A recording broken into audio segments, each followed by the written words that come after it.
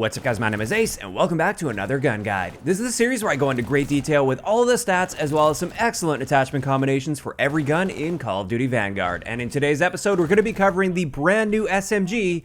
This is the Armaguerra 43. And starting it off as always, let's have a look at our damage. And with this, it's going to be a 5 to 6 shot kill to the torso, although it can drop off to a 7 shot kill if you hit limbs at very long ranges. Then when we get into headshots, at close to mid-range, it's going to take 2 headshots mixed in with body shots in order to help, and therefore headshots are just generally not the best for this gun. As for our rate of fire, this is 1,000 rounds per minute, which is the fastest in the SMG category, and what this means for our time to kill potential is in the 5-shot kill range, it's 240 milliseconds, which is a little on the slower side for an SMG, but it is still within the realm of being quite competitive. Also, it is worth noting, if we manage to land those 2 shots to the head and the rest to the body in the 5-shot kill range, our time to kill potential will be 180 milliseconds, which is great. Then looking at our bullet velocity, this is standard for SMGs at 353 meters per second, and now let's get into our ranges, and this is kind of where this gun excels. As you can see there, our 5-shot kill range extends out to 34 meters, which is amazing for an SMG. Most SMGs within their maximum damage range, they're dropping off between like 12 to 20 meters, so this one's got a great range profile. Then it is worth noting in hardcore game modes, this gun is going to be a 2-shot kill basically no matter what. The only exception to that is within 34 meters, if you hit them in the head or the neck, you will get a 1-shot kill. As for hipfire, our actual hipfire spread is not great for an SMG. It's tied with the PPSH and the well gun as being the worst out of the SMGs. Moving on, let's have a look at our idle sway, which as you can see there, there's very little idle sway for an SMG. There's not much movement at all while aiming down sight, which is another pretty big positive here. Then going off of that, let's have a look at our recoil, which is not bad when you consider the ridiculous fire rate of this gun. I fully expected this to be kicking quite a bit harder than it currently does, so I was pleasantly surprised to see that, but at the same time, this is by no means a super accurate SMG. Then let's get into our handling stats. Our aim down sight time is 210 milliseconds, which is right around average for an SMG. And our sprint to fire time is 200 milliseconds for our standard sprint out time and 300 for our tactical sprint out time, which is just a little bit below average for an SMG. These are still very solid times though. After that, let's have a look at our reload add time. This is 1.49 seconds, which is quite fast, and that's good to see since we only have a 20 round magazine by default. And finally for base stats, let's have a look at our movement speeds, which are all right around average for SMGs, which is good. This is quite a mobile gun in all areas, whether that's sprinting or aiming down sight, your movement speed is going to be quite solid.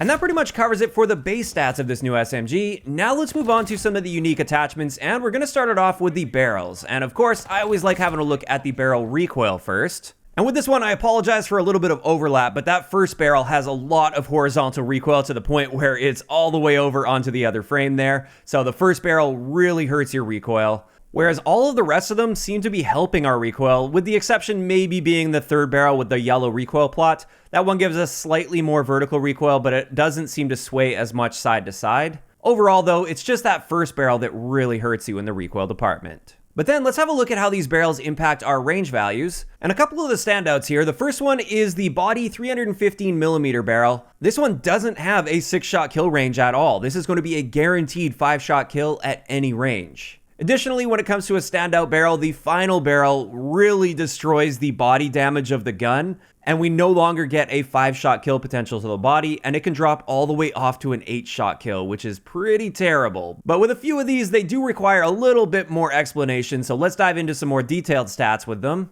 The first one is the Perfetto Custom Barrel, which is the second barrel you unlock. This one drops our rate of fire down to 810 rounds per minute, which is still a very fast fire rate. But unfortunately, this also means our time to kill potential is increased. Even in the 5-shot kill range, it's going to be a 296 millisecond time to kill, which is simply not very competitive for an SMG. The next one to look at is the third barrel, which is going to guarantee us a 5-shot kill at any range, and therefore a 240 millisecond time to kill at any range, which is nice to see for consistency's sake. And it's also worth noting, in the maximum damage range here, we only need 1 headshot mixed in with body shots to cut this down to a 180 millisecond time to kill. So for consistency's sake, this barrel is excellent on this SMG. And then finally, let's have a look at the fifth barrel. This is the one that severely drops our body damage, so now it's a 6 to 8 shot kill to the body, which is absolutely insane. And our time to kill potential to the body is also pretty terrible here since it is taking those extra shots to kill. However, it is worth noting we get a pretty significant boost to our headshot damage to the point where we can actually get a 3-shot kill to the head, even out to mid-range. And if we manage to do that, we can get a time to kill of 120 milliseconds, which is practically unstoppable in this game. And even with just one headshot mixed in with body shots in the maximum damage range, our headshot time to kill potential is going to be 180 milliseconds, which is also an excellent time to kill. So with this barrel, it's one of those high risk, high reward types of things. If you aren't hitting any headshots, it makes this gun absolutely horrible. But if you can manage to land headshots, it's actually quite solid. And that wraps it up for the barrel attachments. Now let's move on to the various magazine attachments. And once again, we'll start this off with recoil. As you can see there, 30 Russian short pretty noticeably increases the recoil. It does get a little bit crazy, and therefore that does limit the gun pretty significantly to just closer range encounters. Whereas 8mm Kurz, this one isn't bad. There's definitely more horizontal recoil and horizontal bounce, so I would say it's not as accurate as the base 9mm, but it's still reasonable, and with the right attachment combination, you can definitely keep that in check. Then when we have a look at our ranges, 30 Russian short is once again reinforced as just a closer range option. It really significantly hurts our ranges, but we can get a 4-shot kill up close for a 144 millisecond time to kill, which is incredible. Whereas with the 8mm Kurz, our range values are increased, and we can also get a 4-shot kill with this, so it seems to be an amazing option for versatility, but let's have a little bit of a deeper look at each of these. Starting it off with that 30 Russian short, we are limited to a 25-round magazine. It's now a 4, 5, or 6-shot kill, like you saw, and our rate of fire is increased even more, up to 1,250 rounds per minute, which is ridiculously fast. And like I said, that gives us an amazing time to kill potential up close at 144 milliseconds. Now obviously our range value kind of sucks and our recoil is fairly high, but as a close range option, this is pretty solid for this gun and you're going to be melting people very, very quickly. As for the 8mm Kurz rounds, we get a much larger magazine capacity at 75 rounds, which is excellent. This one also has that 4-shot kill potential and it has a much longer range on it as well compared to 30 Russian short. But this does come with a rate of fire decrease down to just below 900 rounds per minute, which is still a very, very fast rate of fire. And what this means is our time to kill potential in the 4-shot kill range is 201 milliseconds, which is highly competitive, especially for how long that range will extend to. And when you also factor in that recoil, which is manageable and controllable, that makes this an amazing choice for a very versatile and fast killing build. And I would go so far as to say this is the best attachment that you can use on this gun. And with that, that just leaves us with one more important attachment that I wanted to mention in this video, and this is the Vital Proficiency, which is typically an amazing option to use. However, at least in the game's current state, Vital is doing literally nothing on this gun. I've tried it with just Vital, I've tried it with various combinations of barrels and magazines. No matter what I do with the Vital Proficiency, it doesn't change any damage values or any multipliers to any parts of the body at all, which is very likely a bug, but at least at this point, don't bother wasting one of your attachment slots on Vital because it does literally nothing to help you. And now that we've got that covered, we can finally move into some great attachment combinations. The first one I wanted to share for you guys is my close range Dominator build. This is using that 30 Russian short magazine, which does limit us in our magazine capacity as well as our ranges, but this one's just designed to be used in very close quarter situations. And with this one, I did pair it with the barrel that hurts our rate of fire a little bit, but we still get a ridiculous time to kill potential of 186 milliseconds up close. It's got decently manageable recoil out to, I would say, mid-range for an SMG. I wouldn't extend this beyond that, though. Our range value is also much better than just using 30 Russian short on its own. It's 21 meters.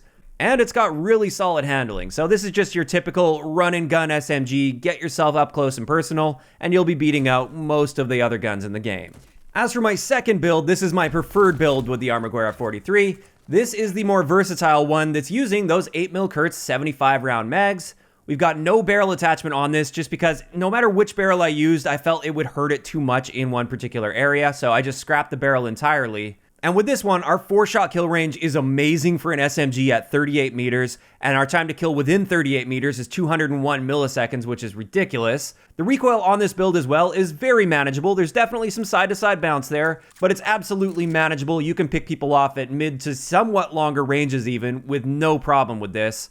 And it's also got a really solid aim down sight stray speed, which is another added benefit to using this particular setup. Overall, if you're just looking for raw versatility and something that can hold its own against assault rifles at mid-range, this is definitely the way to go for the Armaguerra 43. And with that, that's going to wrap it up for today's gun guide on the brand new SMG that we got with Season 2 Reloaded in Vanguard. As for my thoughts on this gun, I love it. I really like the addition of this. I feel like it doesn't really play like anything else in the game, so it actually provides like a new and unique feeling experience. And I'm having a good time with it so far. I don't think it's the best SMG in the game by any means, but it's fun to use and a nice change of pace. Now, of course, that is just my opinion. I'd like to hear from you guys in the comment section below. What do you think of the Armaguerra 43? Do you really like this gun? Do you hate it? Or have you just not tried it yet? Just let me know down below. Also, if you guys have missed any of the previous episodes of Gun Guides, I will of course leave a link to the playlist in the description down below. If you enjoyed the video, a like rating is always appreciated, and don't forget to subscribe for more if you haven't already. I'll talk to you guys next time.